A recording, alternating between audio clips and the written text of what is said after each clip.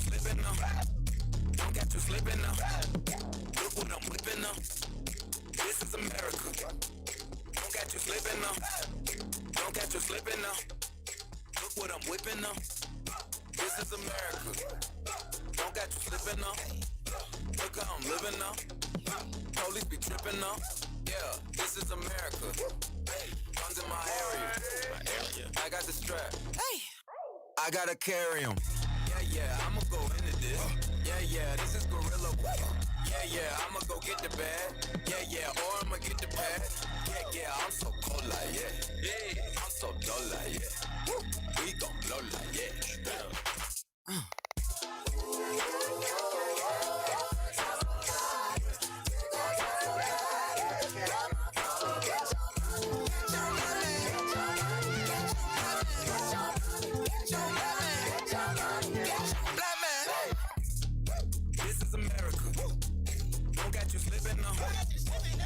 Slipping now. Look what I'm whipping now. This is America. Yeah. Don't catch you slipping now. Don't catch you slipping now. Look what I'm whipping now. Look how I'm geeking now. I'm so pretty. I'm on Gucci. I'm so pretty. I'm gonna get it. This is selling. On my Kodak. Black. Know that. Work it. 100 bands. Contraband. I got the plug on who a hawker. Whoa. They gonna find you like Paco. America. I just checked my follow and listen. You motherfuckers owe me. Get your money, black man. Get your money, black man. Get your money, black man. Get your money, black man. Get down.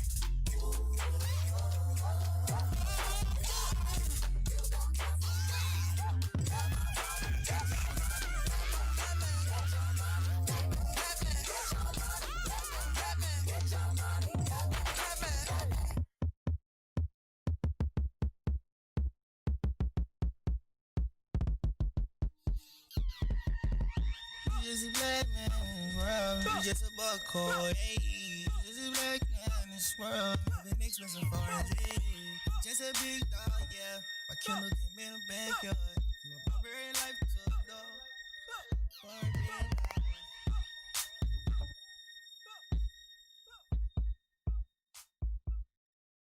I'm not saying I'm going to rule the world or I'm going to change the world, but I guarantee that I will spark the brain that will change the world. And that's our job. Tell me why. Why can't we live together? Tell me why. Why can't we live together? Everybody wants to live together. Why can't we live together? Hello, all you melanated beauties, sun-kissed by God's lips. This is Coy with your black tea sip. I'm sipping power to pour you the truth. Go grab your cup. Let's fill it up.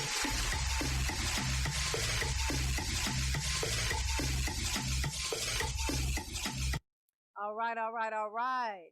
This is your girl Coy with the black tea sip. If you're watching me on social media, no, your eyes do not deceive you. Yes, I have vacation hair, and we're going to talk about why I have vacation hair. I want to talk about today, I want to rap a taste. I want to just sit down and have a real conversation. Not that I want to leave the brothers out, but I want to talk to the sisters. Today is going to be a conversation for black mamas. We are going to talk about hidden stress and COVID fatigue because I had that. And so part of this vacation hair is me making sure that I was okay. But before we jump into that, we got some other stuff to talk about. We've got the orangutan runs the three-ring circus. 59% of Republicans believe that Biden won through fraud. Yes, I will repeat for those of you in the cheap seats melanated nation. 59% of Republicans feel like that Joe Biden won the election and is now president-elect because of fraudulent activity. things that make you go, or WTF.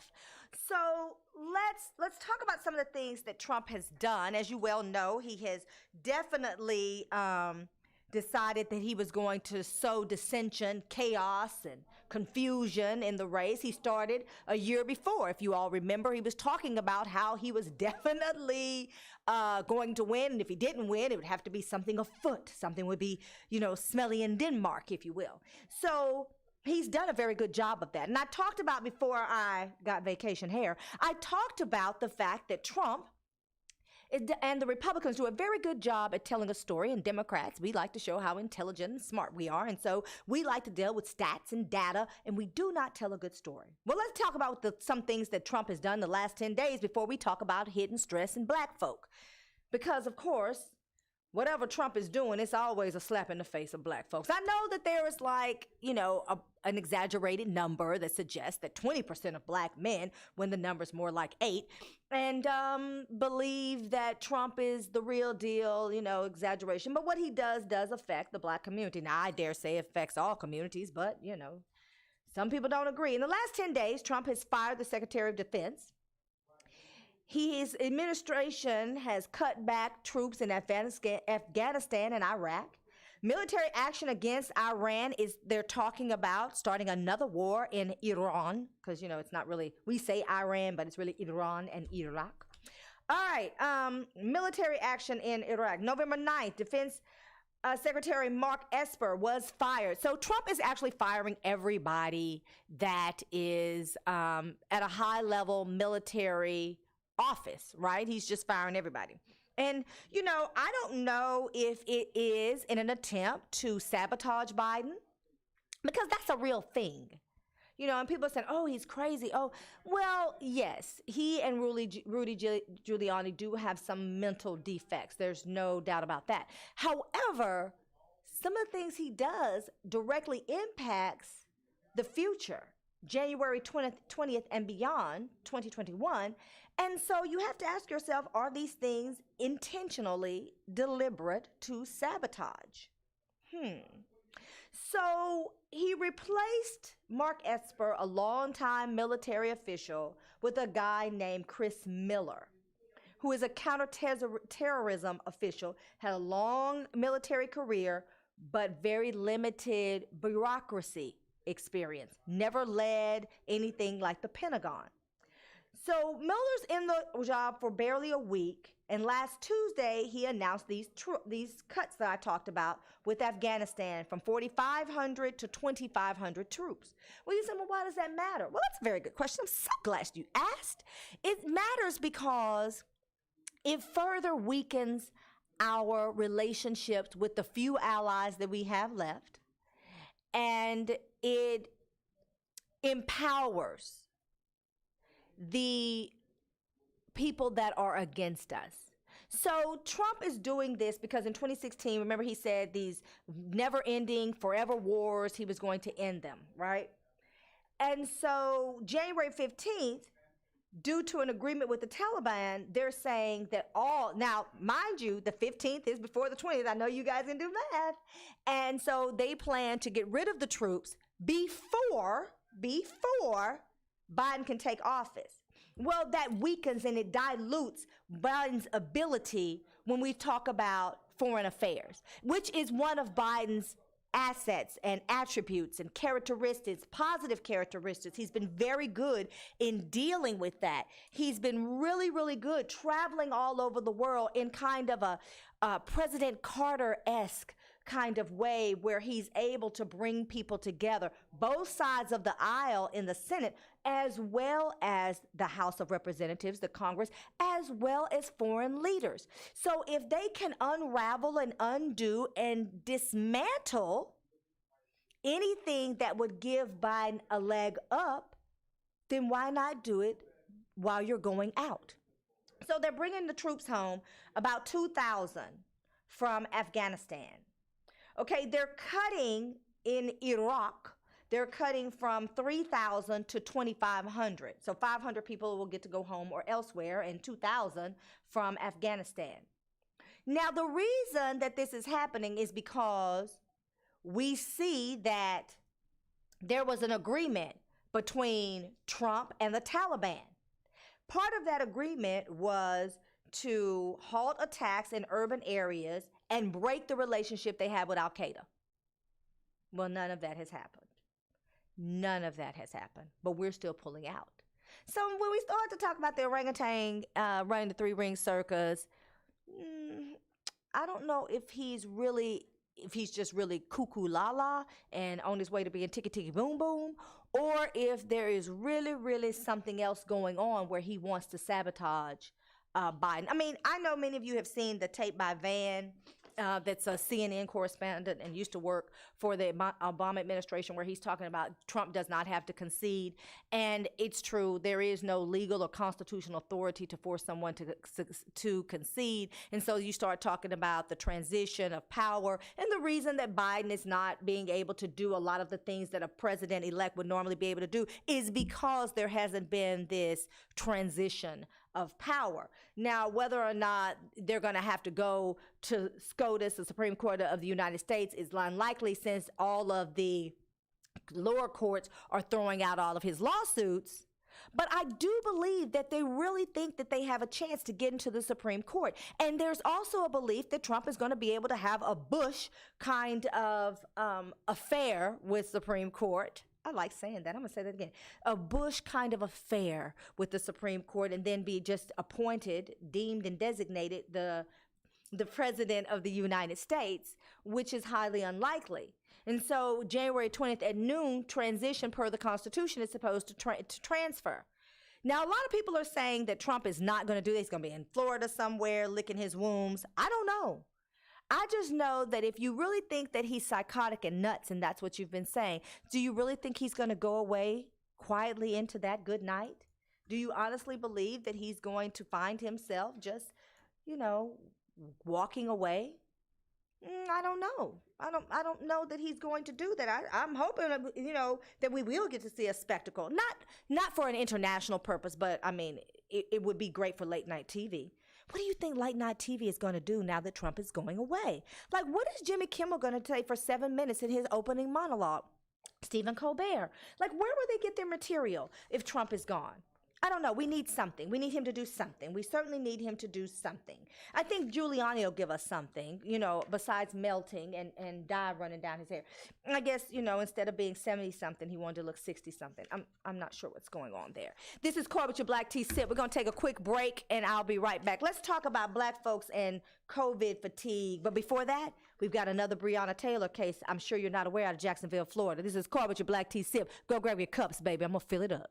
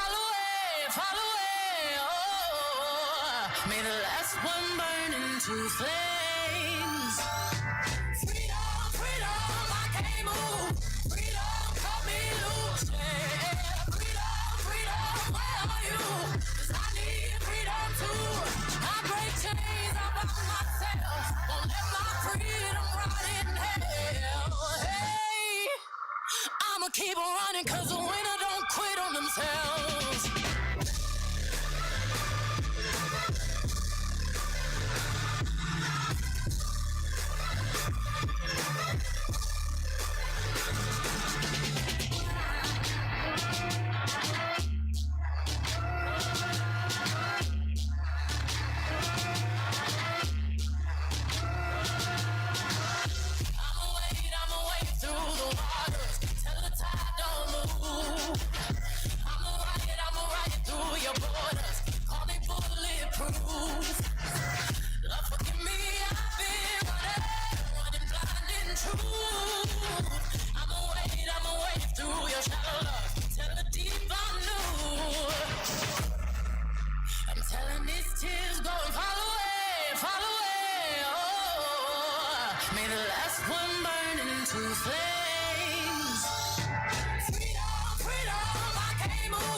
Freedom, cut me loose. Yeah. Freedom, freedom, where are you?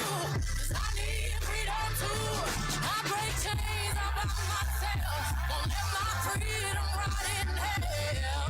Hey, I'ma keep on running 'cause the winner don't quit on themselves.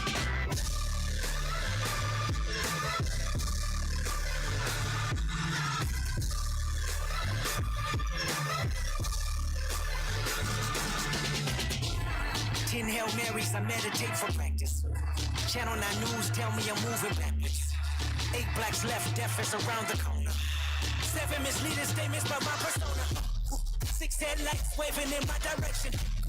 5-0 asking me what's in my possession. Yeah, I keep running, jumping the aqueducts, fire hydrants and hazardous smoke alarms on the back of us. But mama, don't cry for me, ride for me, try for me, live for me, breathe for me, sing for me. Honestly, guiding me, I could be more than I gotta be. Stole from me, lied to me, nation hypocrisy, code on me, driving me wicked. My spirit inspired me like yeah. Open correctional gates in high desert. Yeah. Open our mind as we cast away oppression. Yeah. Open the streets and watch our beliefs. And when they carve my name inside the concrete, I pray it forever. Freedom, freedom, I can't move.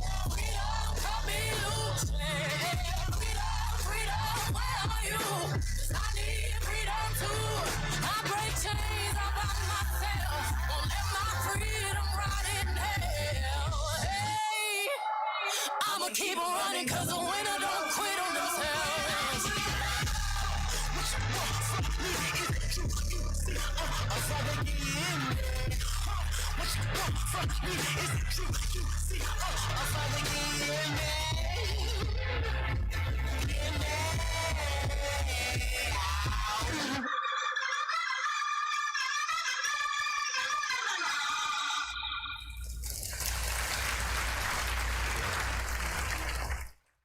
Nourished skin is healthy skin. Simply Our Door skincare products provides luxurious nourishment for your body. Indulge in rich scrubs and body butters and top it off with our sensational and unique aromatic lines of sprays and roll-on fragrances. It's simple and lovely. Simply Our Door. Love is real. Just spread it. Do you want to find a stable job in a growing field? IT jobs such as network systems administrators, cybersecurity, programming, cloud, and computer systems analyst are expected to increase 25% by 2022. Texas Premier Technology Institute offers training for top certifications such as CompTIA, Cisco, and Microsoft in less than 12 weeks. And if you're unemployed or underemployed, you may qualify for free tuition. Contact TPTI at 1-888-490-TPTI or check them out on the web at tpti.us. All right, and we're back. If you're just joining us, this is Cora with the Black Tea Sip, where we sip power to pour truth. So for the sun-kissed men and women out there, sun-kissed by God's lips, I want you to know there's another Breonna Taylor situation. So, you know, these are the things that we don't normally hear about, but they're very real. So we actually thought that they do these no-knock warrants all the time, but that Breonna Taylor situation, they led us to believe was a little, you know, different. It was an anomaly, if you will. Well, it's not. I mean, I don't think we really fell for that, but it's not. And so there's a man and a woman that are currently in Jacksonville, Florida. Now, let me just add this. I used to live in Jacksonville, Florida, Duval County. You know, I always thought it was odd that they would shout out Duval and shout out their whole county and not just their city, but never mind, I've digressed. So my dad said about Jacksonville, Florida, he said, the darkies down here don't even know they're free. Now, that was in 1997, okay? There was a new law school there, a new football team there, and so the city started to grow and became very robust, and it had a lot of black folk that weren't necessarily very familiar with the do's and don'ts of the southern Georgia, because really Jacksonville, Florida is just southern Georgia protocols. I distinctly remember being with a friend of mine, Craig. We were in school together, and we had gone to get something to eat, and because he had gotten into law school, his dad bought him a new pickup truck that he could travel back and forth from South Carolina to Jacksonville safely, reliable transportation. And I remember distinctively a white man walking up and saying, that's a nice truck you got there, boy. I had never heard that outside of a movie, being from Oak Cliff, Texas. And then he went further on to say, how a boy like you get a truck like that? This is in 1997. I was flabbergasted. Never in my life. Well, that is Jacksonville, Florida in 1997. Well, apparently things haven't changed. So Diamond Ford and Anthony Gant, are in the Jacksonville Sheriff's custody because of a Breonna Taylor situation. Angelo, we got the clip ready. Well, I want to play that clip. I want you to hear Diamond Ford's 911 call. And I want you to listen to exactly what she says. I'm going to pull it apart a little bit. We're going to have a conversation about it because this is reminiscent of Breonna Taylor.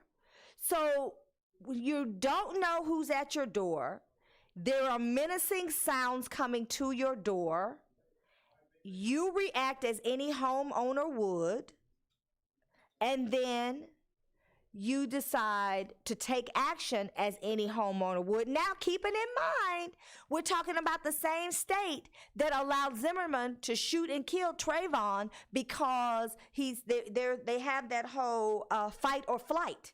So you do not have to run away. And you can, in fact, protect your homestead. So with that being said, they were fortunate enough to not be killed, but still charged with, you guessed it, charged with attempted murder of a police officer. So we're going to pull up the clip, and we're going to let y'all hear it and determine what you think is happening from the 911 call. We got it ready? Oh, okay, the clip is not coming through. Let me see if I can find the clip and play it for you all. Okay, let's see if I can pull it up. Because I want you to be able to hear it. And it's important that you... Okay, so we'll listen. I want you to hear the clip. Hold on, ma'am, you said 7232. What's the name of the street? The dispatcher asked for more information. Ma'am, give me the name of the street. 7232, please. 7232 Rutledge. Rutledge? What's happening? Ford continues to talk to the dispatcher. 7232 Rutledge Pearson Drive, correct? Do you know who's shooting? Oh, wait, what? Wait, that's the sheriff's office. Okay, hey, hold on, wait. Hold on, wait. Well, what? Nothing. Wait, here. I'm opening the door. You got the wrong house. Crime and safety expert Ken Jefferson. Okay, so I want you to listen to when she starts to talk about she's afraid. She's whispering on the phone. She's saying, oh my God, we're going to die. Please help, please help. So what they're saying is she fired at a police officer. The police officer was struck in the chest, but because he was wearing a vest, there was no fatality.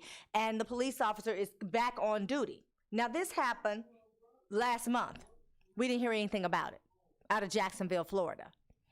She and her boyfriend, Diamond Ford and Anthony Grant, are currently in custody with the Jacksonville Sheriff's Office for attempted murder of a cop. Now, she didn't know who was there. It is clear and evident that she thinks that something is happening. And then she says, oh, wait, that's the police. Wait a minute, hold on. And she goes to the door. So the question is, are we not hearing about this because she's not shot and killed? She's not dead, so it's not newsworthy? I mean, like, what are we really talking about here? Are we talking about the fact that they keep showing over people's houses, trying to kill them, and then play like nothing's going on? Or are we talking about the fact that when people don't know that the police is at their home, black people in particular, they're supposed to be so docile and so compliant that they wait to see if it's the police that are coming to their home before they try to protect themselves and their habitat? What exactly are we talking about? Are we talking about the fact that black people don't have a right to protect their homes, but white people do? I mean, are we talking about disparate treatment here, or are we talking about this is just another attempt to wipe out black population? And if you can't kill them, then you just put them in the penitentiary. Because if attempted murder of a cop, you really don't pass go and you don't pick up $200. You go straight to jail. I want y'all to keep in mind about Diamond Ford and Anthony Gant, and I think we need to start calling the Jacksonville Sheriff's Office and asking some real questions. So I'm going to be staying with this story. I'm going to continue to talk about it. I'm going to continue to talk about the things that plague us that they're not talking about in the news. The other situation is a 14-year-old boy went missing, and they're saying, oh, well, he got in the car with the couple, 17-year-old Caucasian male and a older white woman. He is missing. They are saying they didn't put out an Amber Alert because they could tell from the video he went willingly. He was found dead in Louisiana in a field. We're not really talking about that because black lives, well, depending on who you ask, don't matter. And so I'm troubled, and I'm troubled for a couple of different reasons. I'm troubled because I and you, we, us are living through perilous times, right? COVID. And COVID brings about COVID fatigue. It's a real thing. We're not really talking about it. They're calling it hidden stress. Well, we've been dealing with hidden stress since the dawn of time, since they forcibly settled us in this country. Since Columbus showed up with a bunch of gold from Spain to take over, and black Native Americans, you thought you caught me, black Native Americans were killed and forced out. So we've been dealing with hidden stress since the dawn of our time. But during a pandemic, and we haven't had anything like this since 1918, dealing with a pandemic, there are other things that come into play. Now, if you are a black mother or father, I don't want to leave you guys out, but black moms tend to twirl their capes a little more. So what I really want to ask you to do, those of you that are listening right now and those of you that will be listening in the future, I just want you to sit back and take a deep breath with me. I want you to take your cape off, put your Wonder Woman bracelets off to the side. Let's have a real conversation about what it means when you are not okay. And listen, I believe that we are family, and so I have real conversations with you about what's going on with me. I was not okay. I was irritated about everything and everyone, almost. This whole homeschooling thing has really plagued me. My kids are in private school, and the private school has opted not to have the teachers actually interact with the homeschool students. They're more like independent study. It's been a real challenge. I've got a child that's a straight A student. And when I say straight A's, I mean his average. I think he had one B and it was an 87, and that was because he forgot to do something. You know, his average for the year was like a 96, right? He's a straight A student. Last reporting cycle, he had 2 C's. I've got another child that favorite subject is recess and lunch, and he loves basketball. I mean, like, he's devoted himself to his crossovers, and even though my 9-year-old can shoot from anywhere and make a 3. I mean, you know, they've really used this time to hone their craft. My 12-year-old already got his shoe endorsement and has already decided what exactly it's going to look like when he spells his name out on his shoe. I'm like, he's real serious about it, you understand? And really only kind of like science and math, and not particularly caring about English and reading and history. And so it's been a challenge to be mom, to be a working woman, an entrepreneur. Some of y'all say a boss chick, and caring for my boys and trying to make sure that they don't get left behind. And then I've got aging parents.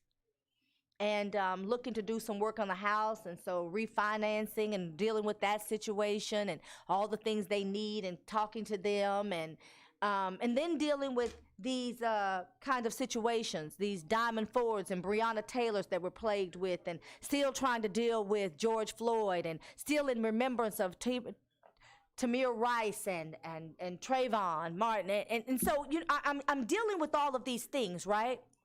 and nowhere to go and nowhere to escape and no happy hours and nightclubs and hanging at your homegirl's house and running by your boy's house because you know that he does fish fries on Friday, and you go by there on my other homeboy who's a gourmet chef in his real and part-time life, shout out to Wayne, who always hosting a party and a backyard, come and sit and chat. None of those things are available to me anymore, and so I was not okay.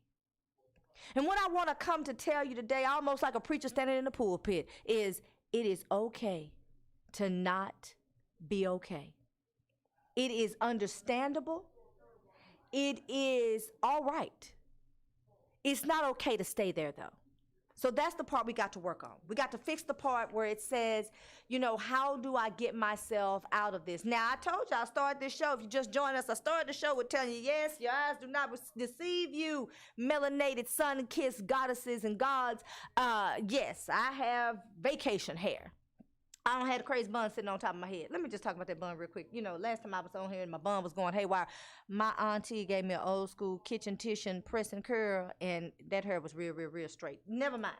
Now, what I'm telling you is, I took a vacation to an undisclosed place that had a beach, and I could hear the waves and listen to the seagulls and look at the dolphins pop up out of the water, and every now and then see a whale. Because that is what I needed. I needed to be away. And so, no, I wasn't here. I was gone for 5 nights to an undisclosed place that did not have any reports of COVID. Those of you that are looking to travel, you hit me and I'll tell you where I went. There were no reported cases of COVID. You can look. They haven't been reported. And usually no government is that good, right? Because that I had to do something because I was not okay.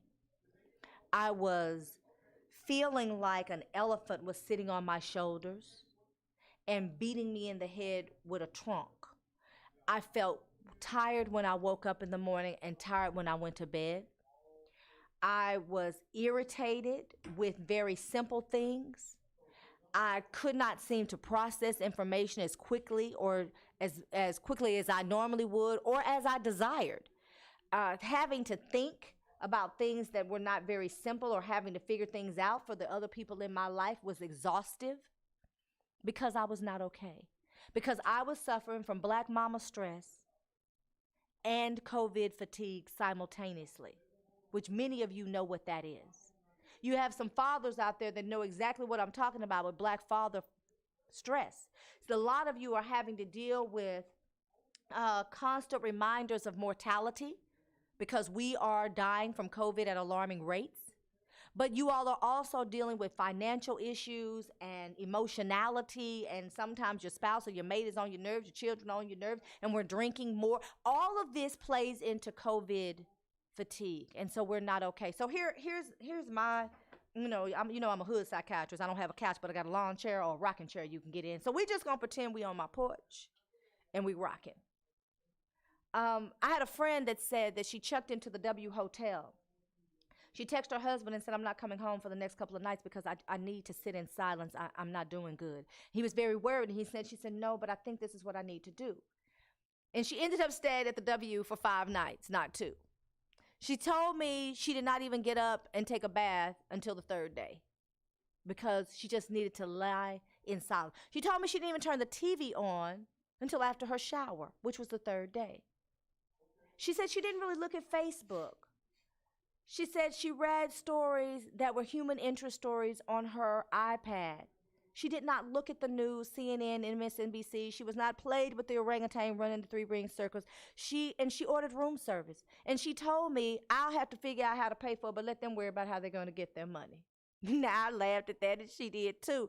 But what she was saying is, my credit score and this credit card bill were not as important as my mental health. We are too busy trying to hold it all together. We are not okay. Black people in particular. Now, we don't have a monopoly on COVID fatigue. We don't have a monopoly on family stress, workplace stress, environmental stress. We don't have a monopoly on that. We do have a monopoly on 400 years of coping mechanisms that are not working right now. in this stage, at this juncture, during this journey, on this path. We do have a monopoly on that. And many of us are not okay. I am here to tell you that people look at me, think I'm a boss chick, right?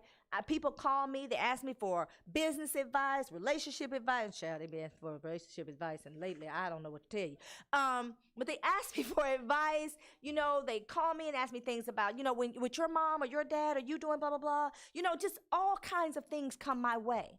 And I want to be able to satisfy the questions and satisfy the questioner, right? Your friends, you want to help them. People refer people to me. I've had to not take the call and send a text. And when they say that, I say, you know, right now is not a good time. If you need an immediate answer, I apologize. I'll have to get back to you within a week. And so I've pushed my answers out to 7 days so that I can process information accordingly and according to what I need. Because, see, a lot of us run on empty. A whole lot of us run with our tanks never filled. And we're constantly pouring into someone else, and no one is pouring into us. And so you know what happens? You become completely drained, empty. This situation with COVID is no better. Some of us are really concerned about the vaccine. Now, they're telling you, Fauci came out today and he told us that the vaccine was okay and we shouldn't worry. And even though it was rushed, it was not hurried. That's my words, not his. Because there was this idea that every I was dotted and every T was crossed in 8 months would normally take 6 to 8 years. Well, I don't see how that's possible. So guess what happens? I think about it a lot.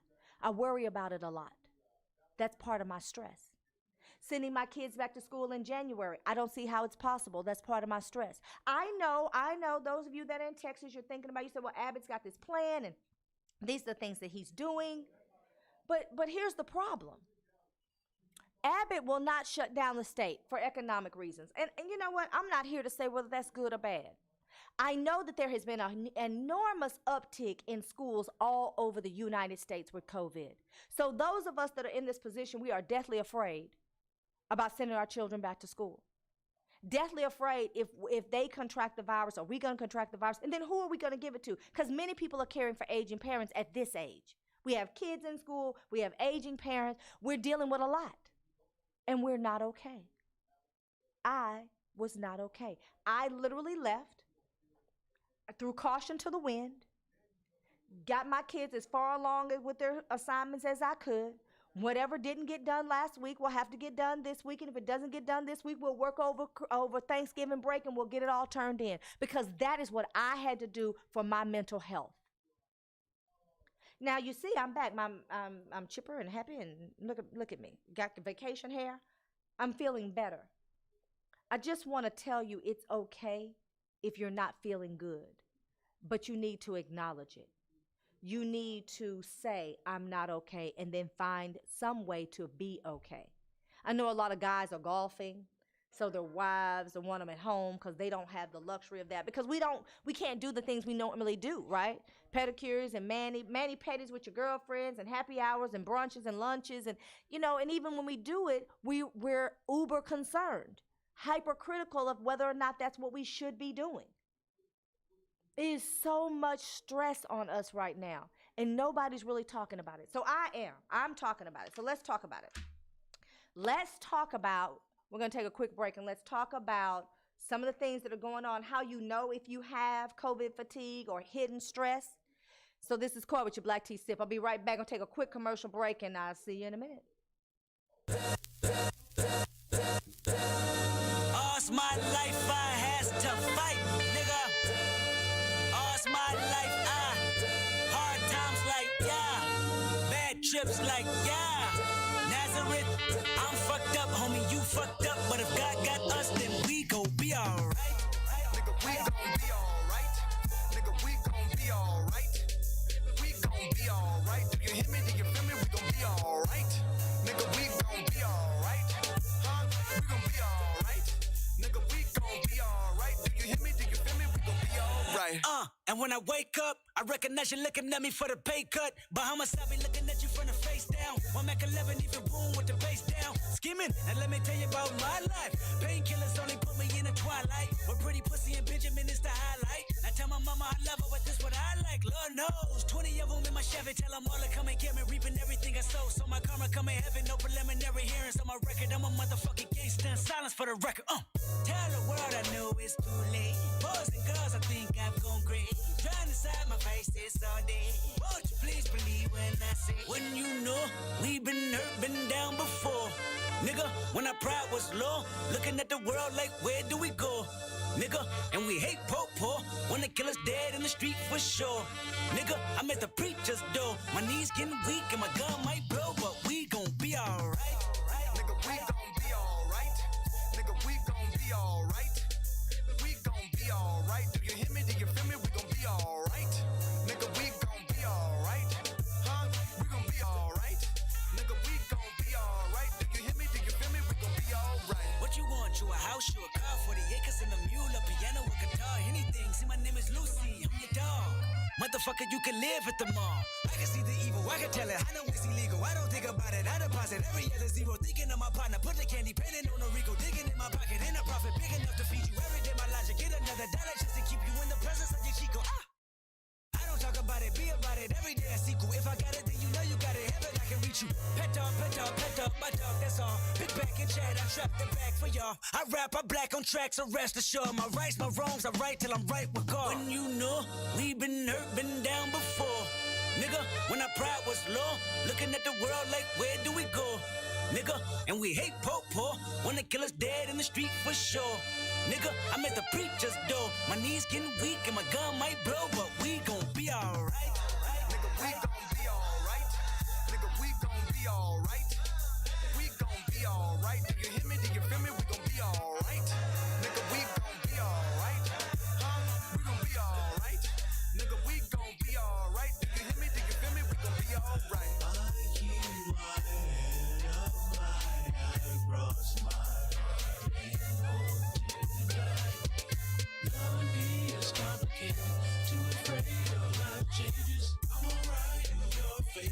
dark nights in my prayers.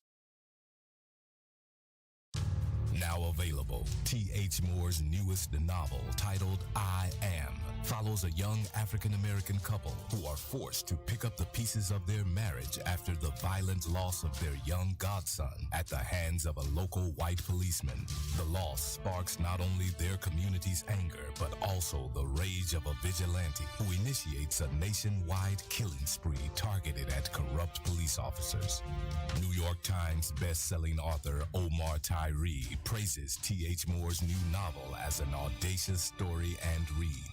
Dr. Christopher C. Irving, CEO of the Miller Institute for Leadership and Diversity in America, calls it a daring story.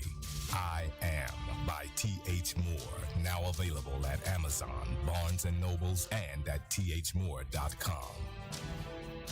All right. This is Coy with your black tea sip. If you're just joining us, then you want to take a quick pause and go grab your cup because we're going to fill it up today. Today we're talking about COVID fatigue is real. And I was saying before the break that I was not okay and that I'm here to talk about not suffering in silence, telling those people that are close to you, and then mapping out a plan of what you need to do, should do, could do to reduce your stress during these perilous times, these unfamiliar times that we're all kind of in virgin territory. The last time there was a pandemic was 1918. None of us were alive then. I mean, those of us that have small children and aging parents, and, very few people can relate. So let's talk about, what it is and what it looks like. So some people are complaining about headaches. My oldest child is complaining about a headache. And so they're saying that you're sleeping with your jaw clenched because of stress. So you're tensed up and you're tightening up. You're tensing up your face, your neck, your shoulder muscles, grinding your teeth are all physical responses to stress, and that leads to head pain, body aches, or tension. I know for me, I told you I was going to bed and I was waking up feeling like I hadn't really rested. I was sleeping, but I wasn't resting. And so over time, I got really tense and my shoulders ached. My body was like my legs, like when I stretched, my legs would hurt. All of these are signs of stress. So when you're exposed to stress, your sympathetic nerve system activates to fight or flight response. Blood then is sent to the major muscle groups that increase muscle tension and prepare you to either fight or to flee, depending on, your personality and how you wired, babies. So if you don't take action, those muscles stay very tight and become sore and painful. And that is why you're waking up achy and sore. Restlessness, tapping your foot or hands, stress or anxiety causes to common nervous habits. So if you're watching your child and your child is just sitting there and they're always tapping their foot or they're rocking in their chair, you want to have a conversation with them. You want to talk to them about how they're feeling. Because as kids in particular, they are still feeling the same stresses that you do. And our children are tied into our emotions. A lot of y'all don't believe that, but I do believe in the transference of energy and the power thereof. And so they feel what you feel. And so they too have stress. So you want to have a conversation and you want to talk to them. And maybe you say, well, you know what? Maybe we're not going to do blah, blah, blah today. What would you like to do? Why don't we walk around the block? Because what they need to know is there's a mechanism and a manner in which you deal with stress. And it's okay to say, I've had enough. It is really okay. And we're not taught that enough. We're not told that enough. And we certainly don't tell our children that enough. So I want you to know it's okay. But have a conversation about your child, with your child, about your stress as well. And make sure they understand if you are a little snappy, that it's not them. Like, we are really going to have to be very communicative right now because this COVID fatigue, this hidden stress is real. So gastrointestinal stress. I've had a lot of people ask me about what should they take. They're having a lot of gas. It's trapped in their chest. They're uncomfortable. And my son has had that. So they're saying for some people, the gut is like a barometer for extreme stress. So when people get really, really stressed, they get sick in the stomach. They can have diarrhea. Some people have constipation, nausea, upset stomach. Some people regurgitate. Y'all like how I did that. Some folks upchuck, pray to the porcelain God, for those of you who don't know what I'm talking about. So, those things are real. So when your kid is saying, my stomach doesn't feel good, they really may be stressed. When you are saying, oh, something I ate, it just disagreed with me, you really might be stressed out. And you really need to acknowledge that you might not be, what? Say it with me, boys and girls. Okay. All right, so you need to look at that. Acne. Your face is breaking out. It's increased levels of adult acne. That's a sign of stress. And it's increased cortisol can contribute to acne. So there's this hormone in the body when you get super stressed out. And it runs through the body and then it attaches to the muscles. It's a really sticky kind of hormone. That's why when you get a massage, the masseuse will tell you drink lots of water, because now that those muscles are loose, that sticky substance, that hormone that lies on your muscles that's caused from stress, this cortisol, it will actually, it'll flush out. So you really should drink like a high antioxidant tea, pomegranate white tea, Trader Joe's brand. I swear by it, $3. But you can also take green tea. It tastes nasty, but those of you that can stomach it. And there are other, things that you can do, but you want to drink lots of water. Well, the same thing here. So when you're walking around the block and you're stretching and you're doing these things, you want to flush your system and make sure that the cortisol that causes this stress and breaks your face out or makes your hair shed, because that happens too, that you start to flush that out. Eczema caused by stress and anxiety. It's increased inflammation in the skin, which can trigger worsening eczema. So now you're itching, your skin doesn't feel good. So now you have a complex about the way you look. All of these things play into whether or not you're okay. So eczema is usually because you don't have enough oxygen in the blood. But it's also caused, for those that suffer from it, stress. My suggestion again is get a high antioxidant tea. I swear by pomegranate white tea, Trader Joe's. I don't get a dime for it, but I swear to you, babies, it works. It does work. And a pomegranate is God's wonder fruit. If you can get your hands right now on a pomegranate, try to eat, a pomegranate or two a week. You will feel better. This show today is really having a conversation about how we can feel better and how we can acknowledge that we're not okay. So if you're just joining us, you say, why don't you talk about eczema and then go into pomegranate? This is why. This is not my normal show, but I just feel like we need to commune and have a conversation because I really wasn't okay. And I know some of you out there are not okay. So I'm telling you what helped me. The people that are increased sweating. You know, you just find yourself sweating and not really feeling as fresh and not being as cool and comfortable as you normally would. That is caused from stress. That too is a hormone, it's an adrenaline, and it's also that fight or flight kind of reaction in the body. Insomnia, nightmares, sleepwalking, disturbed sleep of any kind, that's chronic stress. It increases REM or rapid eye movement sleep and decreases slow wave or deep sleep, disrupting the cell and body maintenance, and the body needs to repair. That's what sleep does. It rejuvenates you, gives you an opportunity to repair. When you are super stressed out, you are not resting. Remember, I told you I was going to bed tired, waking up tired. I wasn't resting. I was sleeping. I wasn't resting. This is part of the body's ability to maintain itself, to repair itself, to rejuvenate. You're not getting the ability to do that when you're super stressed out. Okay, so here's my solution to that. Chamomile tea. Now, I'm a tea person. I'm not a coffee person, okay? So, and listen, tea is really for medicinal purposes. So, I'm not talking about go out and get you some Lipton. You know, put a lot of sugar and honey in it now. Y'all gonna, you know, and your cup still be swimming in the bottom of it. I'm not talking about that.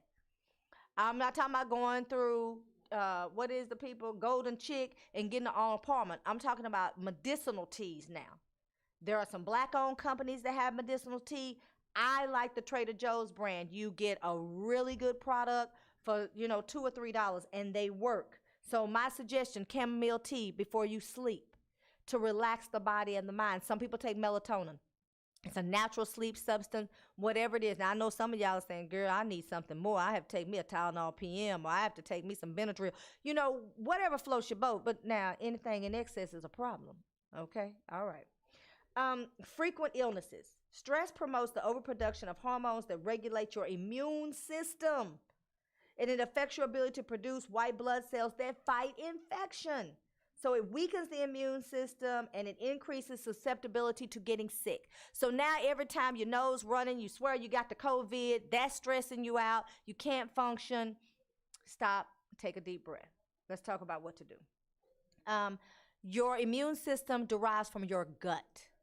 A healthy gut will stop you from being sick. So Amazing Grass is a dehydrated whole fruits and vegetable vitamin supplement, and it gives you, if you buy the canister and you do 1 scoop, it actually gives you basically 2 full servings of fruits and vegetables for the day. You can get the tablets that you can just put in your water. That is 1 serving of fruits and vegetables. Okay? You need a healthy gut. If you feel like you're not feeling well, you're getting sick in the stomach, you've got a lot of gastrointestinal issues, Amazing Grass makes a thing called detox and alkaline. Clean the body, clean the gut. You will feel better. You can buy the packets, which is 1 serving. You can buy the tub. It's, of course, more expensive than 1 serving. You can buy several of them. They have antioxidant. They have energy. They have just a multivitamin. They have detox that comes in a lemon. They have activated charcoal. All of these things play into the performance of your body. Are you giving your body the fuel that it needs? And so a healthy gut will do that for you. All right. Okay. Now, decreased interest in sex, sexual arousal problems. That comes from stress. Some of y'all saying, well, now that's all we doing. Well, good for y'all. Babies born, a bunch of babies being born. All right, now, during this pandemic. Okay, so listen. If you are having issues, even with reduced fertility, for some of you that are trying to get knocked up, stress inhibits a hormone, GnRH, that the body's main sex hormone, which leads to, for men, reduced sperm count, for women, ovulation, and for both sexual activity. So if you and your spouse or your mate are in the house and one is not wanting to get it on, it's not you. Stop.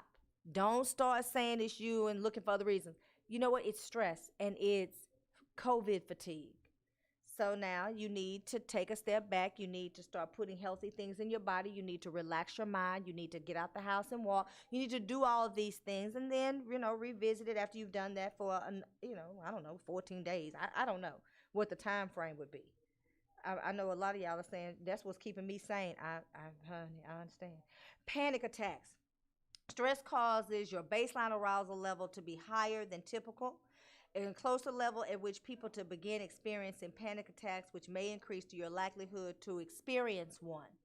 So you want, if you can't catch your breath, if you're starting to feel some kind of way in situations when you normally would not, you want to take a step back. You want to recognize what it is. Because I'm telling you, the first way to get over this hump is to acknowledge that you're not okay and that you need something. That is the first way to deal with it. Stress or anxiety also can affect your mood. It can make you more difficult to relate to emotions. So if you're crying all the time, or you're angry all the time, or you're snappy or snippy, these are stress indicators. Causes irritability, mood swings, and people who are stressed or anxious may have difficulty concentrating, making decisions, and memory as well. So now you're saying, well, I told you and you can't remember. And you know what? Your spouse, your mate, your child, your parents, they are suffering from stress. We need to be just a little bit more sympathetic or empathetic. I'm going to take a quick break and I'm going to come back and then we're going to talk about some things that are going on with stress. Too much bad, too little good. This is Coy with your black tea sip. Go grab your cups, baby. I'm going to fill it up. Hey, this is Dr. Kevin E. Henry. Join me in rightfully dividing the word of truth every Saturday live at 5. John 8:32 reads, "And you shall know the truth, and the truth shall make you free." Tune in every Saturday live at 5 to Word of Truth with Dr. Kevin E. Henry on FishbowlRadioNetwork.com. Jump in. Fishbowl Radio Network has your cure for the summertime blues with our new Kids Show experience, a fun and creative way for parents to interact with their children. Your kids can become radio hosts for a day and have their show aired over the largest internet radio platform in the world, right here at our beautiful facility at Globe Life Park, where the Rangers play. Spots are limited, so call us now at 817-633-4880 to secure yours. The Kids Show experience. Jump in.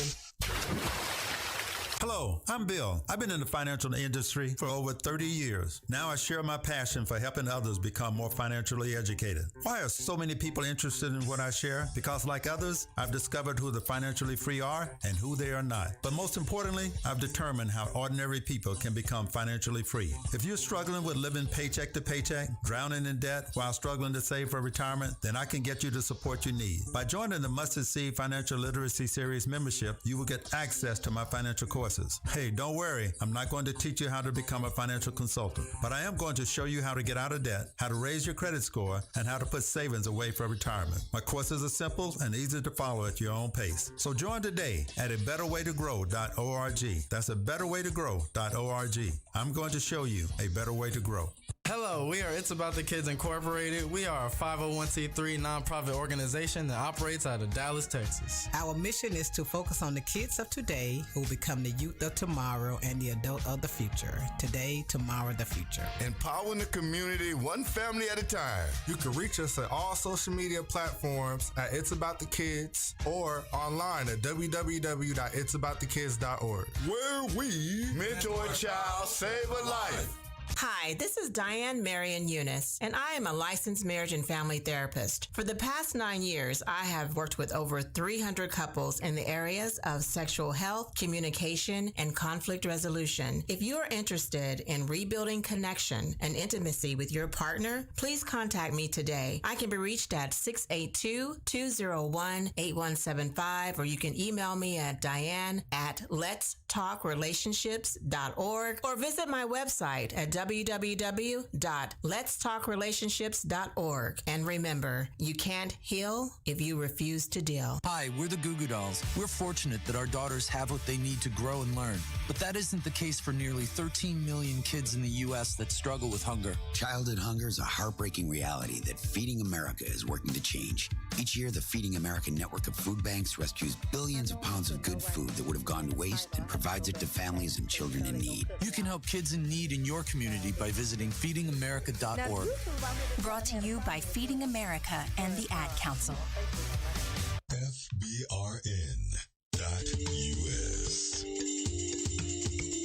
Fishbowl Radio.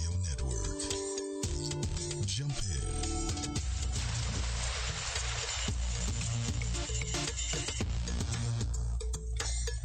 This is not my normal show, so I know I'm not gonna get people. Wrote a song about it? Like to hear it? People Here need you go. to understand. It's not just women, men are not.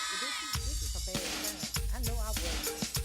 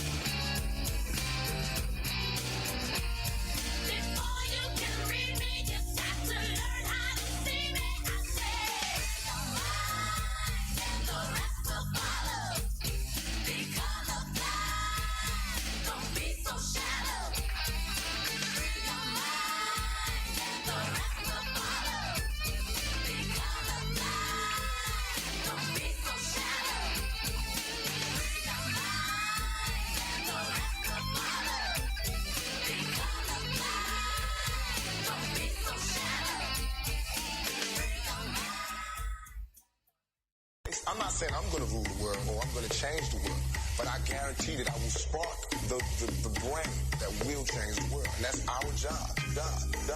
Tell me why, tell me why, tell me why. Why can't we live together? Tell me why. Why can't we live together? Everybody wants to live together. Why can't we live together?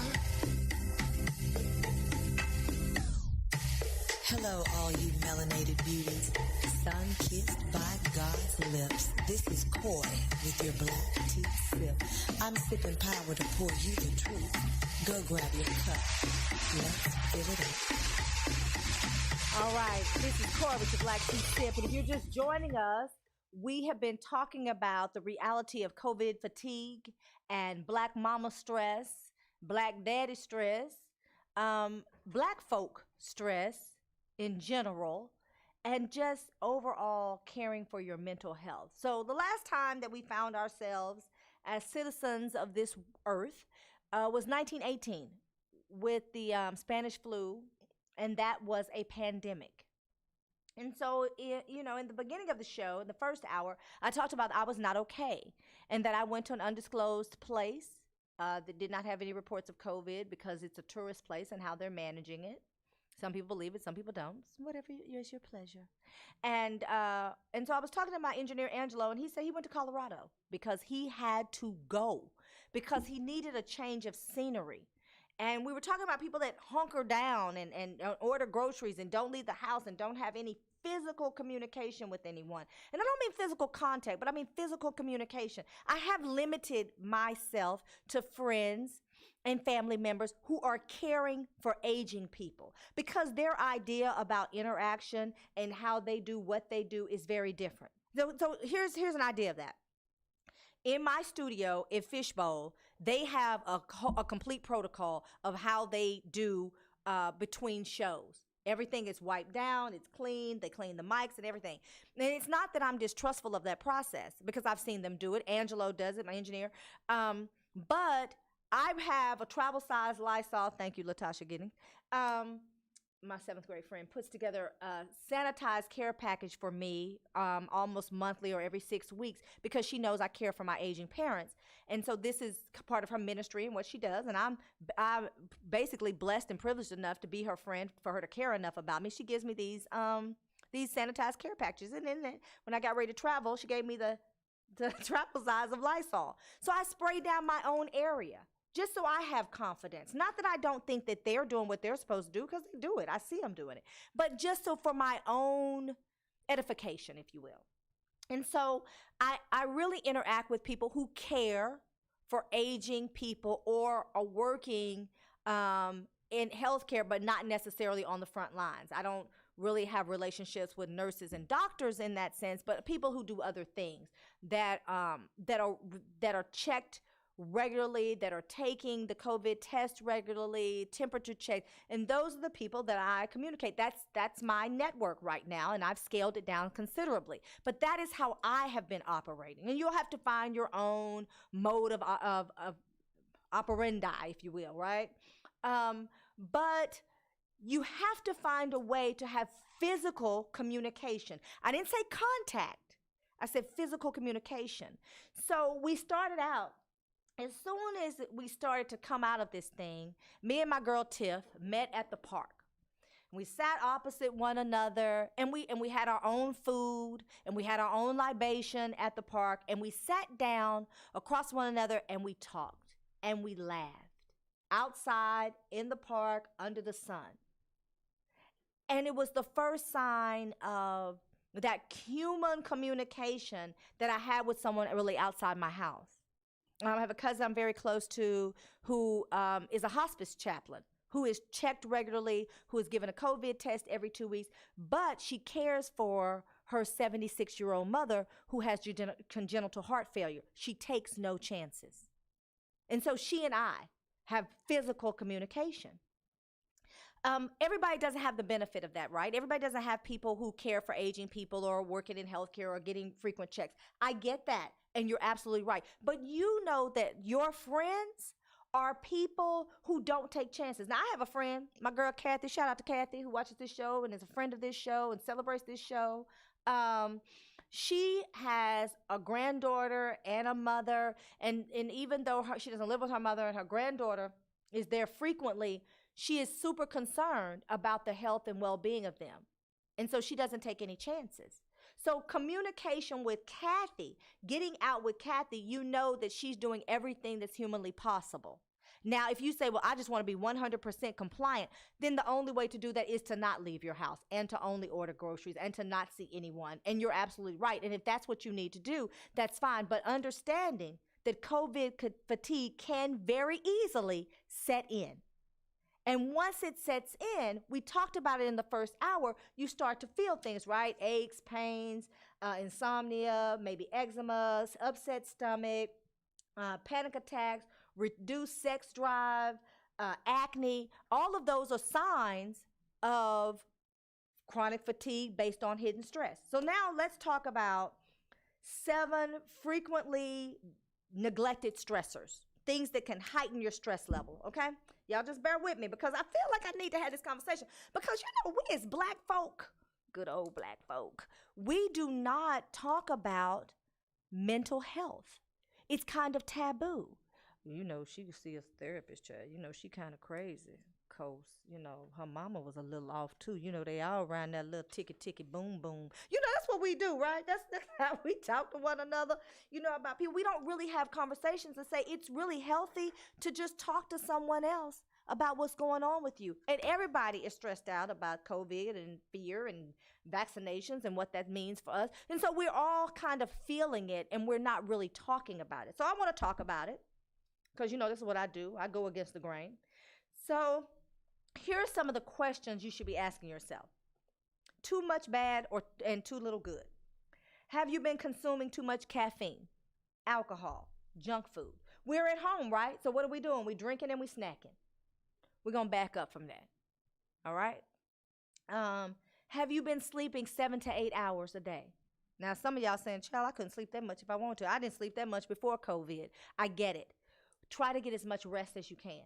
I know people that have started a regimen and they are shutting down by 10:30 at night and then they wake up at 6 or 6:30, you know, whatever their time frame is. And even if they wake up early, they lay in the bed, they meditate, they pray, whatever their thing is before they jump out the bed and start running. Some of you will have to go to bed earlier, wake up later, or wake up earlier and go to bed later. I get that, but you need to start setting your own regimen for your mental health. Have you been eating enough greens and healthy foods daily and staying hydrated? I mentioned in the first hour, Amazing Grass, which is a whole food, a dehydrated whole fruits and vegetable supplement. They have vitamins that specifically deal with hydration. Being constantly connected. Listen, we are working from home, so we're on the computer all the time. Anybody who works from home knows you are working far more now than you did when you were going into the office. So there's got to be a time you power down all the machines. Do this for your children too, you know, and just reboot mentally. You know, make an effort to unplug, disconnect as often as you can, and set a time. You know, for me, there's a certain time I don't deal with work stuff. I just don't. And it doesn't matter if you call me 1 minute to that hour, I will call you back the next day. I will text you and say, hey, I'll reach out to you tomorrow. Now, if it's an emergency, I mean, you do what you do. But that is something that I've done long before COVID because I needed that time to decompress before I started my second job, which was being mommy and being daughter of the freaking century. So I have shut down. This is a really good way to get your mind right. So remember that no text, no email, call. Now, I don't know about text because some of my texts are funny and they make me laugh. Whatever is your pleasure, babies. But work text and some of that stuff can wait. It can really wait. But we're such an instant gratification society. We feel like we need to answer right now. I don't feel like that. Start to pull yourself away from that. You know, don't answer immediately because you teach people how to treat you. Right now is a really good time to teach people how to treat you. So answering texts and emails and stuff at 10 and 11 o'clock at night and then trying to go to bed and your mind is constantly thinking about the next thing and what's going to happen tomorrow, you got to stop that because it's not mentally healthy and you're not being the best you if you're operating like that. So just remember, calls and notifications, you need to restore your peace of mind. So back up from that. Food allergies and intolerances. People that have food allergies and people who have intolerances to certain foods, like maybe you don't go into anaphylactic shock because it's not like a kid who has a peanut allergy, but your nose starts to run or your throat starts to get itchy. You start to sneeze and cough. A lot of times y'all think those are environmental. That's what you're eating. Most people have not been tested and don't even know they have food allergies. If you are trying to lose weight and you've been trying to lose weight for the last 12 months or since this pandemic and you haven't shed a pound, you probably have too much yeast in your gut. It's called leaky gut.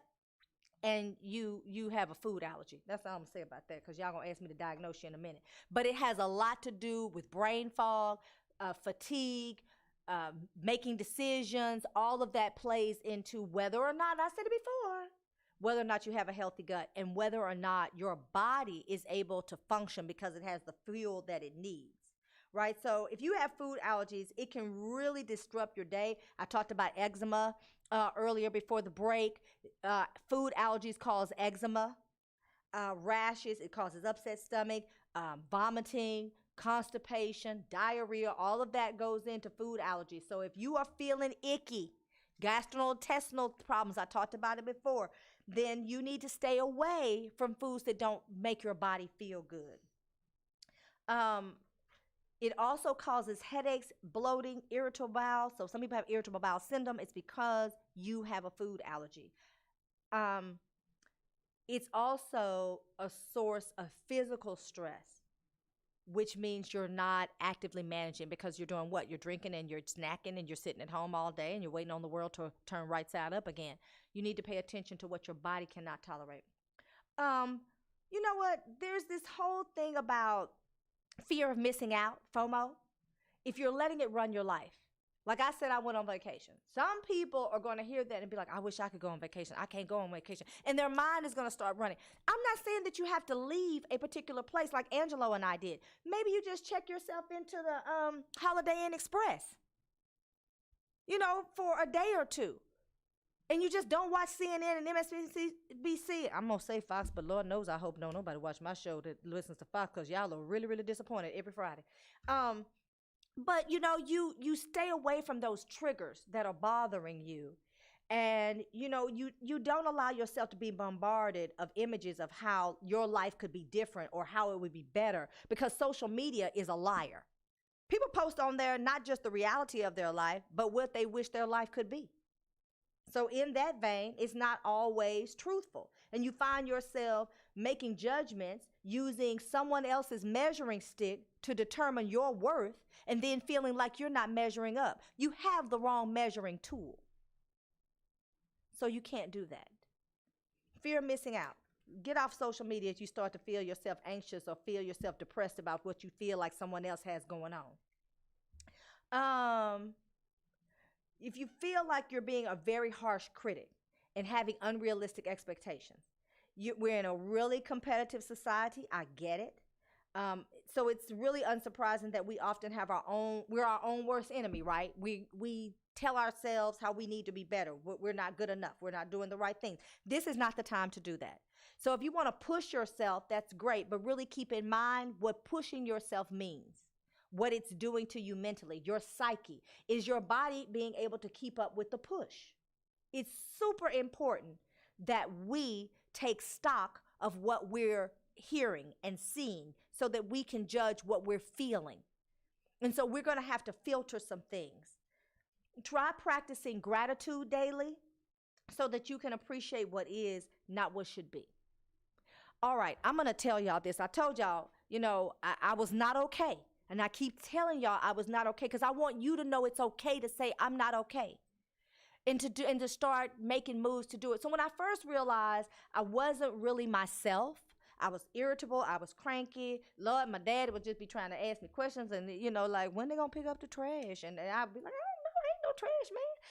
So I was not, the person that he needed me to be, right? And then that put pressure on me. So I joined this thing called Alo Moves, ALO Moves. And I pay I think it's like $19.99 a month. Let me tell you why it's worth it. It's yoga, it's Pilates, it's working out. I even said I was gonna start sculpting my stomach, honey, so I could be like them little 20-year-olds on the Instagram videos and pictures. Yes, child, I said it. That's right, I said it. Because I started developing a little kangaroo pouch, and I'm too little for that. And guess what? I started doing the workout from Aloe Moves. If you want to know which one I did, I will share it with you. I'll have to look it up. You DM me, I'll tell you. But I got rid of that kangaroo pouch in 2 weeks. My 12-year-old also works out with me. I ordered some kettlebells. We have 5, 10, 15, and 20. I found a woman on YouTube that got us a really good kettlebell upper arm workout that doesn't put too much stress in these muscles that run adjacent to your neck, on the side of your neck. And I joined Aloe Moves, and they have one called De-Stress. I do it in the morning. Now, it's yoga. Now, I ain't never done yoga. I feel like those people turn themselves into a pretzel. But, child, I was not doing good, so I was willing to try almost anything within reason. And so, with that being said, I started doing the de-stress. Let me tell you something. Hear me and hear me well. Oh, my goodness. I had so much tension in my neck and shoulders. You know, and I was telling my girl, shout out to Zoff. I was telling my girl, I can turn my head. Babies, I'm almost like an owl. I can turn my head all the way around, almost.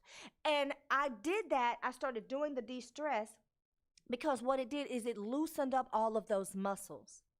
And it started to allow me to get that sticky hormone, that stress hormone, off of my muscles.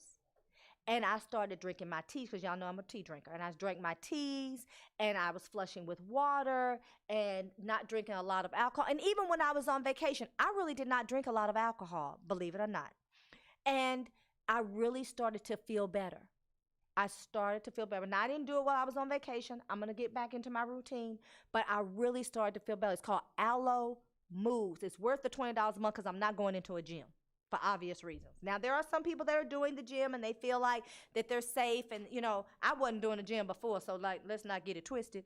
I was not doing the gym before. You know my philosophy. I'm too lazy to work out, so I just try to eat right. But with that being said, I literally found myself feeling better, but it still was not enough. I needed to get away.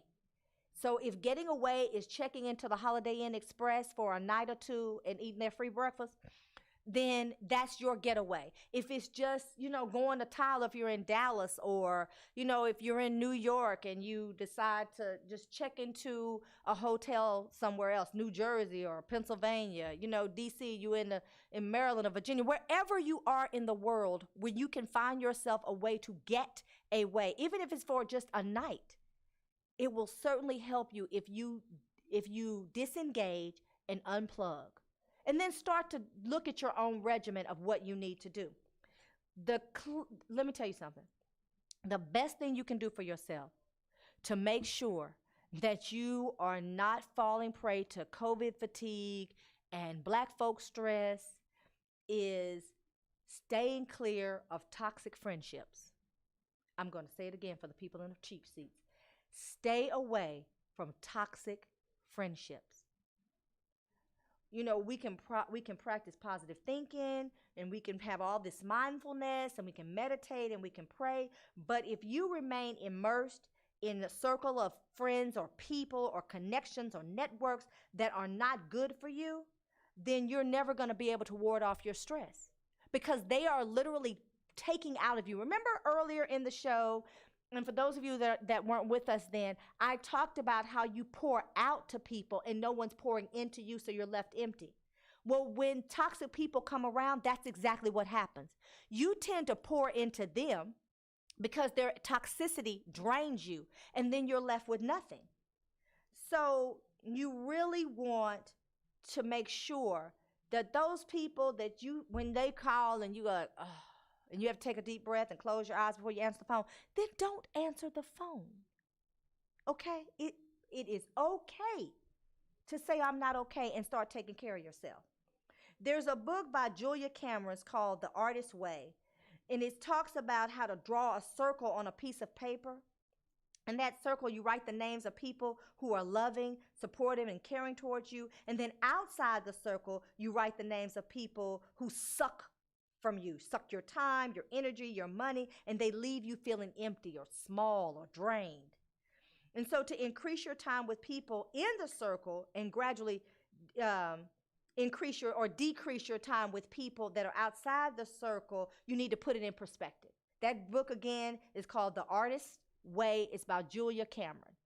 For those of you that like to read self-help books, I come talk to y'all. That's my self-help.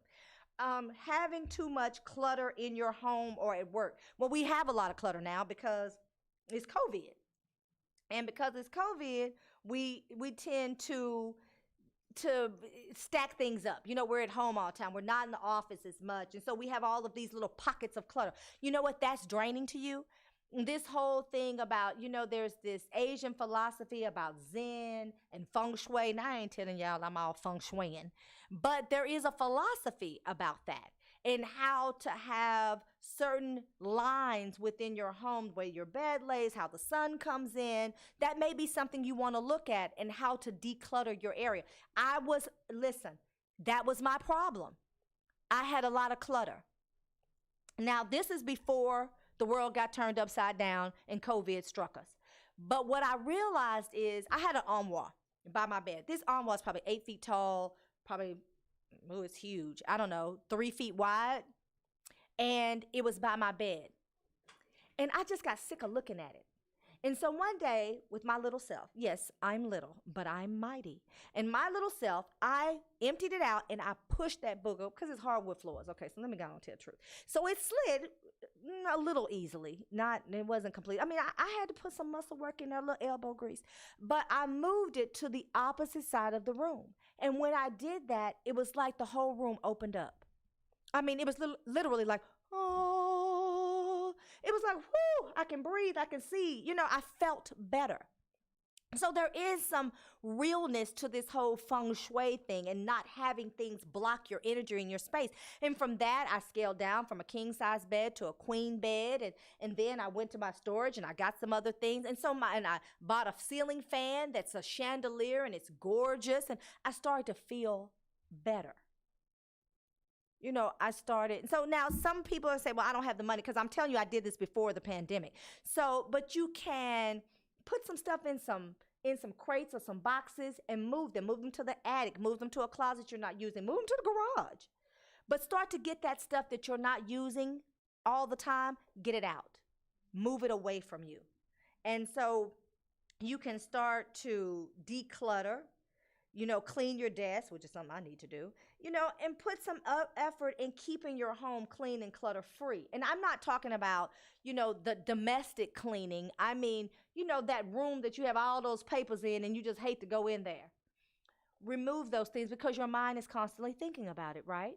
So you want to remove those things. And so we can have more peaceful haven where we can start to unwind and just kind of calm down from the stresses of our day when we're in a place that doesn't remind us of something else we need to do. So de-stressing does not always need to involve getting away or spending money, dining, and that kind of thing. Sometimes it's just a matter of creating a space that you want to dwell in. All right, that was a lot. I've given y'all a lot. I wanted to really have a conversation about what it means to not be okay and how to start becoming okay. So I've given y'all a lot. We'll recap in a minute. We're going to talk about, we're going to do the COVID corner. We're going to do the dildo of the day and Black excellence. And we're going to do that after this break. This is Coy with the Black Tea Sip. Grab your cups. I'm not quite done. We're still filling it up, babies. In a minute.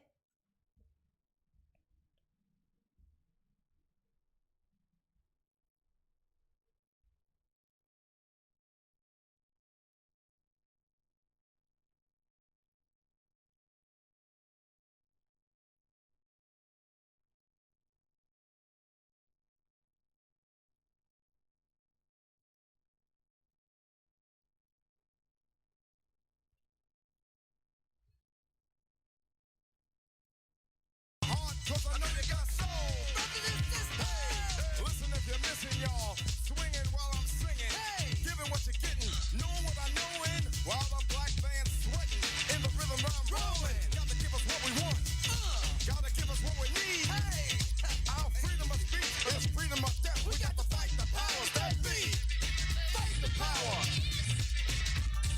Fight the power.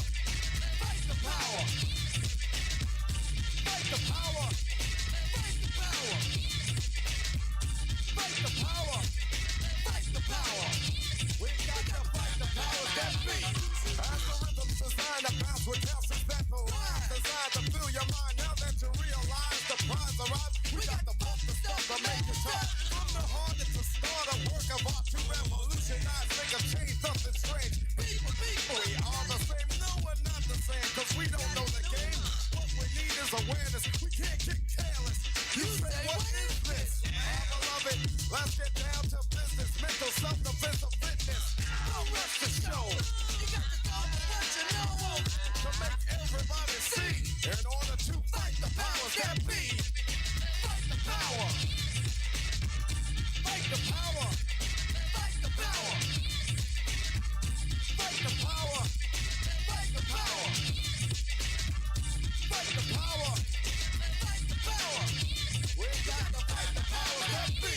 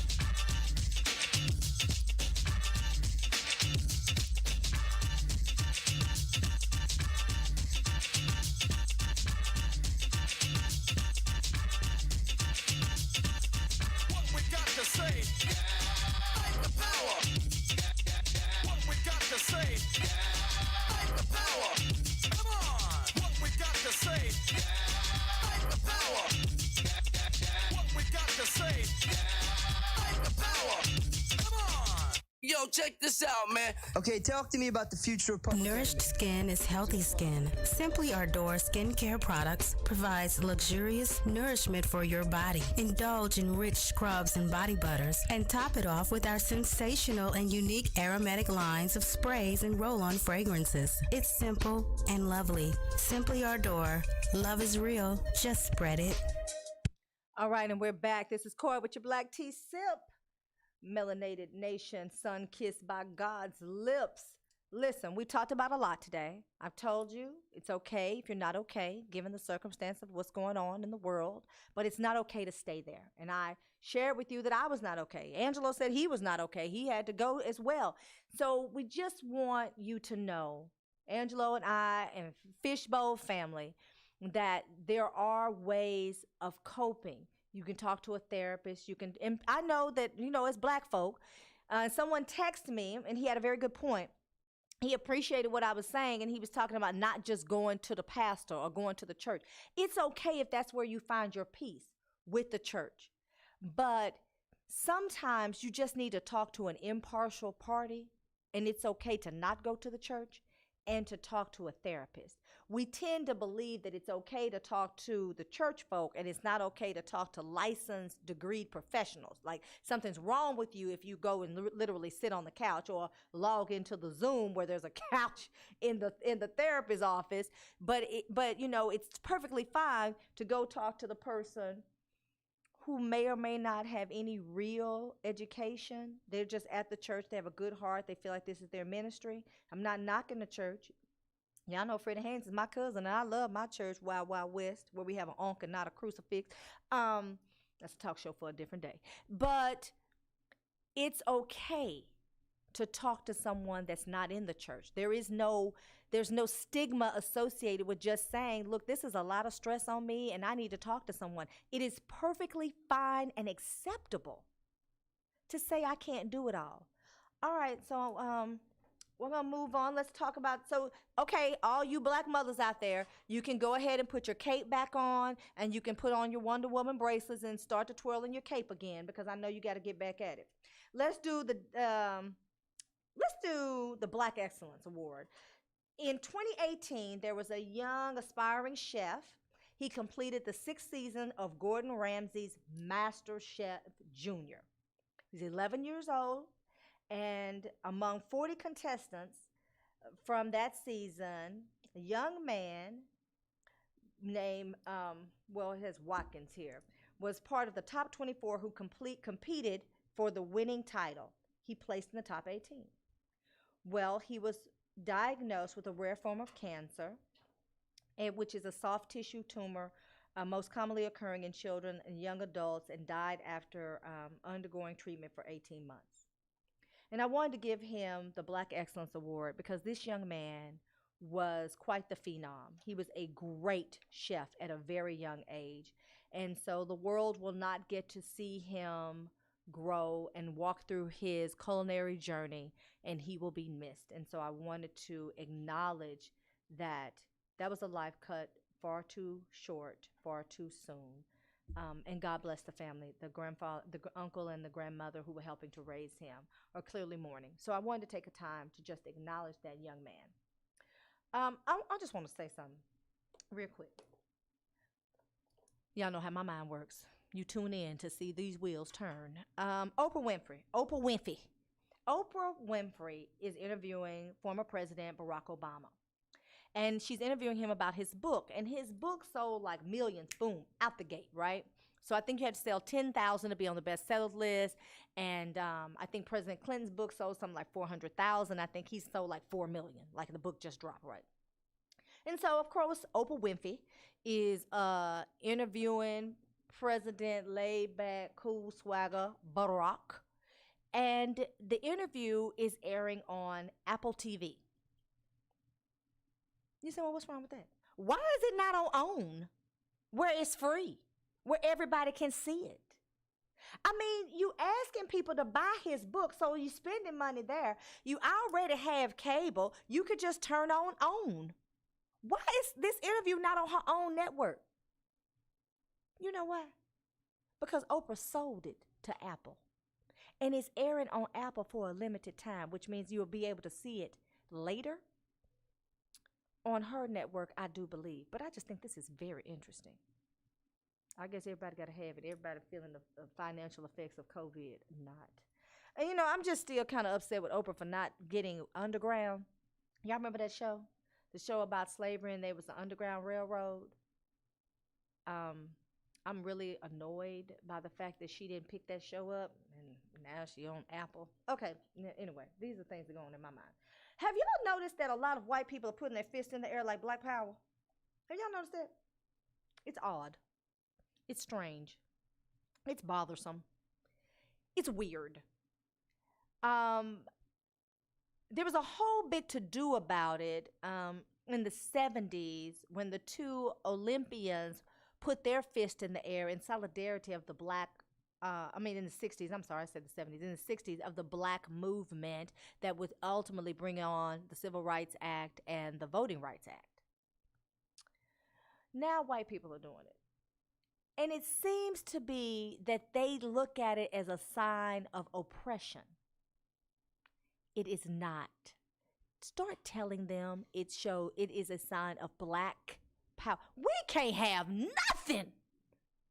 I mean, they took braids and called them box braids. They took the cornrows and gave Kim Kardashian credit for them. I guess big lips and a booty, and then they'll just let you have it. So now they have taken that away from us, and now they're doing it. Every time I see some white folks who have gotten caught up in some kind of judicial system in which their communities disagree with, they pump their fist in the air. It is the oddest thing. It is just quite peculiar. It's like, well, they're going to repackage and revamp that too. I'm tired. I think we should just have some things that are ours. Okay, let's talk about, we talked about the young woman who's going through the Breonna Taylor situation, except I guess they feel like, unfortunately, they didn't kill her. Thank God they did not. But I also want to talk about Sherry Prose, that you can look her up. She says she's not a racist. Does that mean she's a racist? So the October for Halloween, you know how everybody has jack-o'-lanterns? She actually did a watermelon, but only one. She had 3 jack-o'-lanterns and 1 watermelon. Can you guess what she did? Oh, you can't. Let me tell you. So she had a jack-o'-lantern of Trump, a jack-o'-lantern of Pence, a jack-o'-lantern of Biden, and a watermelon of Kamala Harris. But she is not a racist. She was, and I'm using the word was because she is no longer, a member of the Oakland County Sheriff's Department, and she was terminated as a longtime employee who worked in law enforcement since 1994. But she clearly and emphatically states she is not a racist. I wonder what constitutes racism now. Because if you do a racist thing and you say racist things, you don't have to be a racist. I mean, Trump made that very clear. He is the least racist person people have ever met. I wonder who these people are normally talking to, the Klan? Now, there seems to be this idea. I mean, racists have always existed. So we're certainly not saying Trump made people racist. But the fact that she thought it was perfectly fine and funny, because, you know, they do the F's. It's fine and it's funny. To make a watermelon of Kamala Harris. And here's the other thing that I don't quite understand, and maybe somebody can help me with it. I don't understand why watermelon is for black people. Let me tell you where that comes from. White folks eat far more watermelon than we do. But when there was an antebellum South and the Emancipation Proclamation was signed and slavery was over, white people didn't know how to grow anything because all of that work, the agricultural labor, had been designated and deemed a factor of black life. So they didn't know how to grow anything. So black folks grew watermelon. And they had to buy their watermelon from black people, or they went into a sharecropping kind of situation. And so we were the ones who cultivated watermelon. And many of us became very, very good at growing great, sweet, big watermelons. So somebody need to tell Sherry Prose this, because she is clearly the dildo of the day, because we don't have a monopoly on eating watermelon. They eat more watermelon than we do. We just knew how to grow it. I'm so sick of them. All right, last but not least, COVID corner. So we talked about vaccinations earlier, but here's something that struck me as very odd. So as you know, Moderna, and Pfizer have come up with these vaccinations, and they're supposed to have 95% efficacy, or the effectiveness of them is 95% working, right? Okay. So I ran across this thing by medicalstats.com, and it says statnews.com.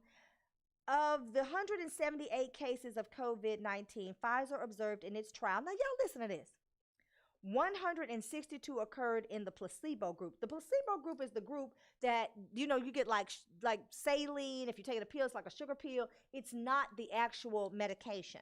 And they do that so that they have a baseline of who developed what symptoms and why, and then they judge that according to whether they got the medication or not in a clinical trial. And this is all clinical trials. It's not a COVID clinical trial. This is what happens. But usually, again, it takes 6 to 8 years, not 6 to 8 months, but I've digressed.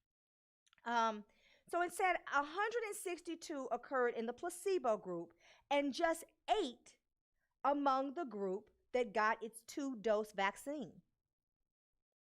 Okay. It goes on to say of the 10 cases of severe COVID-19, 9 were in the placebo group. And it's an important finding which suggests that the vaccine prevents not only mild cases, but the type of serious disease that leads patients to die or be hospitalized. Okay, but so now I'm doing some math. 162 got saline, and 8 people got the actual medication. Out of 10 cases of they had an acuity level, a severe acuity, only 1 got the medication. So how are you determining efficacy? So then I said, well, I'm not reading that right. So then it went on and they talked about 40,000 people were in several different trials all over. Because, you know, everybody was trying to come up with the vaccine. I'm just confused. Out of the Moderna trial, which is not yet complete, there were 11 cases of severe disease, all in the placebo group. So I don't know how many people were in Moderna. It is not clear how long the efficacy of either vaccine will last, in part because they have been developed at such a dramatic speed. Oh, so now we got to figure that part out. Listen, you remember when I told you about a month or so ago, maybe 6 or 8 weeks now, about how the presidents of Dillard and Xavier University in New Orleans were urging the children to get into the clinical trial? You do need people of all ilks, stations, nationalities, ethnicities, backgrounds, DNA makeup to get in these trials so that you know how the medicine is going to affect. And that has been said. The problem is black people don't do it because we still have PTSD from Tuskegee and the experiments there. Now, what they're saying is that these 2 vaccines, and one, Pfizer came out and they said, you know, they have to keep theirs at a sub-zero temperature, but Moderna does not. They can just be stored in the refrigerator. So they were saying it's going to be easier to get the Moderna vaccination to people because of the temperature control as opposed to Pfizer, right? And there are virtually no side effects. If this is accurate, and I'm saying if, because I couldn't find anything to contradict it or to refute it, and there have been thousands of people in clinical trials, but how many were in each of these trials? Because keeping in mind, it was developed very quickly. So how large is the study group? And I'm telling you this because I'm concerned. They said virtually no side effects. Okay, but that means there are side effects.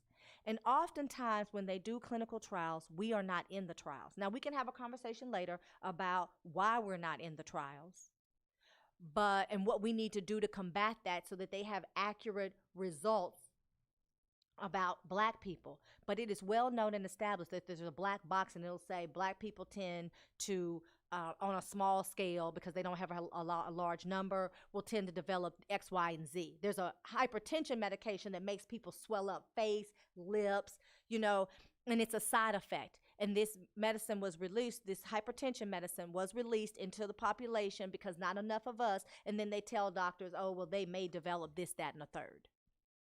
We haven't had time with this vaccine, so we don't rightly know. I'm certainly not saying not to take it.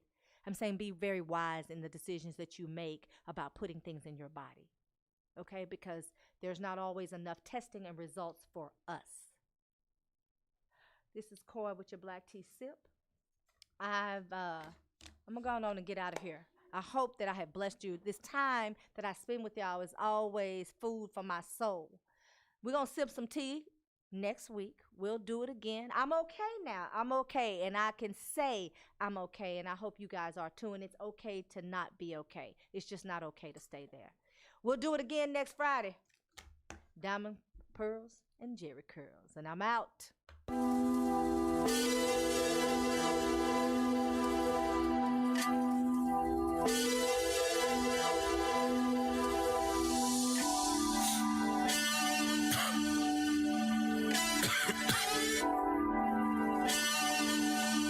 Father, forgive me. I'm staring at this Bible as I keep glancing. Dear Lord, I got questions and I need answers.